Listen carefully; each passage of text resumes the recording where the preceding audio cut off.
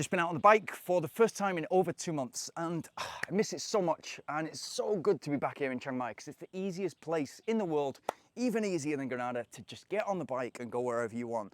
I used to live, when I came here for training base camps, and I would use this as a base camp for all my training, and it would just be a studio apartment.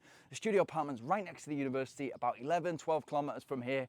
And I'd get on the bike, I'd be right on Canal Road, which takes you, I don't know how many kilometers, but it takes you to the biggest mountain in Thailand, which is Doi Inthanon, and then you could start the climb from here. So it's about 70k flat, and then a 40k up the hill to as far as you can go, up to Doi Inthanon, which is 2,565 meters high.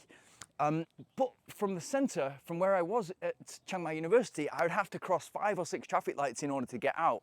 Now I live right still on Canal Road, pretty much a kilometer from the road. So I've got a nice easy warm up, and then I'm onto the road, and it's just open road. There's no traffic lights, so there's no traffic lights that you need to stop at. And so it's so liberating, and it just catapults me back into being a kid, which is everything that I love about cycling. And so I'm completely free when I'm riding the bike. You know, I literally, the most important thing for me is the gloves and the shoes. The shoes are clipping you in so that you're using the same muscles that you are when you're running. So I try to stay out of the mountains as much as I can. I love being out in the mountains. I love cycling in the mountains, but it's not useful for the type of running that I'm trying to get good at, which is obviously faster running, and I'm using the cycling as a cross-training tool to get more endurance, to build more endurance, but also concentrate on building the muscles, which is the glute, the hamstring, slight quad, but not pulling on the quad like you do when you're climbing on the bike, and especially if you're out at the saddle, you're pulling the pedal stroke up with your quad, and that builds muscle in the quad that you don't need for running. So I've learned over the years that the best cycling for me is just flat cycling out and back down there, and a lot of my Strava routes are just flat rides up and down Canal Road, and I love it. You can do 30, 40 kilometers, come back easily, 50 kilometers to Chom Tong, come back, and it's really, really simple. It's really accessible. You can stop whenever you want at a 7-Eleven or a little store, and for the sake of a couple of dollars, you can grab 1,000 calories. It's super, super easy. But it's that feeling of flying. It's that feeling of just being out there completely free and getting somewhere on your own power, not having to rely on public transport or a taxi or your own car or a motorbike or whatever. You're just out there cycling. It feels amazing. It feels amazing to see that amount of, it was only 35 kilometers. It's great to start small. Even after a couple of months, I've got to get back into this. And so it'll just be a few hours here and there.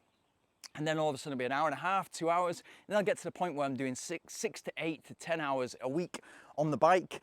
And that will be a sweet spot for me. I don't do a great deal of volume. Like, the perfect running, cycling format for me would be around about 100 kilometers running and around about 250 kilometers cycling. And that's when it's all coming together at the end of a big volume phase, and I'm starting to dial in, I'm starting to get really specific with my training sessions. And if you think about that, from 100 kilometers, it's only 62 miles. And from that will be a 20 mile or 30 mile long run.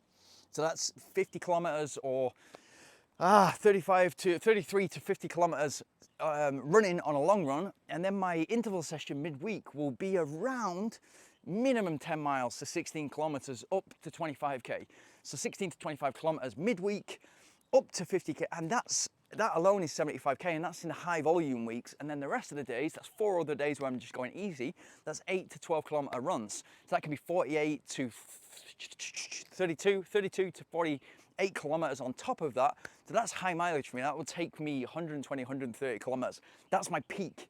But I've got all the endurance that's coming from the bike, and there's interval sessions you can do on the bike as well if you really need to. If you're injured, if you need to kind of like hit that kind of higher heart rate and you want to tap into that zone 3 or zone 4 stuff, you can do that on the bike, especially if you've got access to a hill. Despite what I've just said, you can get the heart rate up there. So if you cycled as a kid especially, it really helps because you know how to handle a bike. You've always known how to handle a bike. You know how to fall if you'd come off. But being here in Thailand, and especially in Chiang Mai, there's so many cyclists around that cars and motorbikes are used to cyclists, and so they're expecting you. So there's not the danger that you've got in, for instance, London. I see so many accidents in London, so many tragedies in London, and people cycling to work, which is a great thing, but there's that added danger. It might be raining, it might be this, and it might be hard to view for the driver.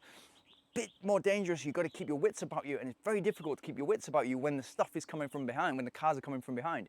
Here in Chiang Mai, I just feel totally safe, totally at home, and totally free on the bike. So it's absolutely perfect. I'm loving it. And as I said, very quickly, this will go from maybe 2-3 hours per week over the next 2 weeks. And then I'll up that to two or three times an hour and a half, and then 2 or 3 times 2 hours. And before you know it, I'm getting to that 6 to 10 hours sweet spot, which along with the running is going to put me in a really good place, ready to race. So if you got any questions about cycling, endurance, the stamina that it adds to your training and the cross training, and how to kind of make that as optimal as possible for your running, let me know in the comments and I'll answer it. My favorite topics.